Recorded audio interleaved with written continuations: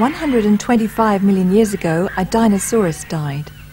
His remains became an imprint on time itself as the world developed and the land mass split. As mountains became islands and Earth became the seabed, as freshwater lakes became sun-dried tracts of land, the opal began. Salt, water, sand, time and space are the ingredients needed to create Mother Nature's fireworks, the opal. When our dinosaurs died, a space was created. That space filled with liquid and became trapped. As the sun's heat evaporated the moisture, the liquid became gel, which hardened into hydrated silica, the basis of all opal. Cleopatra loved the opal. During the Middle Ages, maidens wore an opal in their hair to keep it fair. The European opal was mined in Czechoslovakia until 1942. Opal was found in Australia in the 1890s by a young lad seeking firewood, who found pretty stones instead. Settlers' children played with them until the drifter realised he was seeing a gemstone like no other and sent it on to London.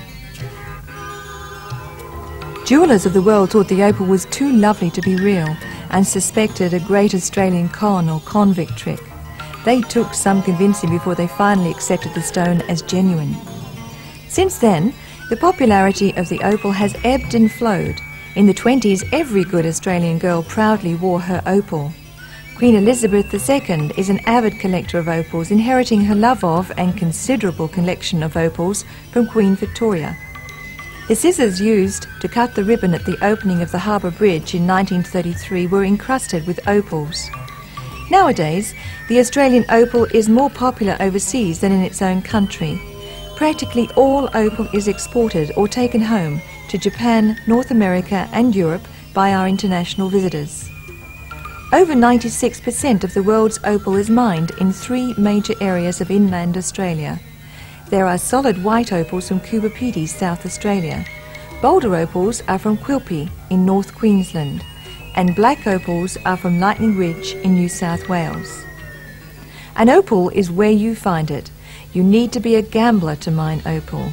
Some men who struck opal 20 years ago haven't seen it since.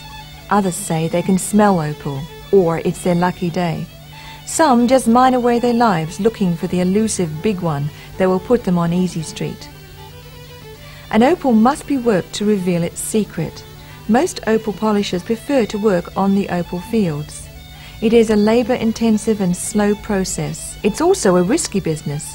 One sweep on the wheel will reveal the most breathtaking shaft of colour. One sweep more and the colour will disappear. How to choose an opal? Your opal. Let your eyes do it for you, and your heart. Let the opal speak to you.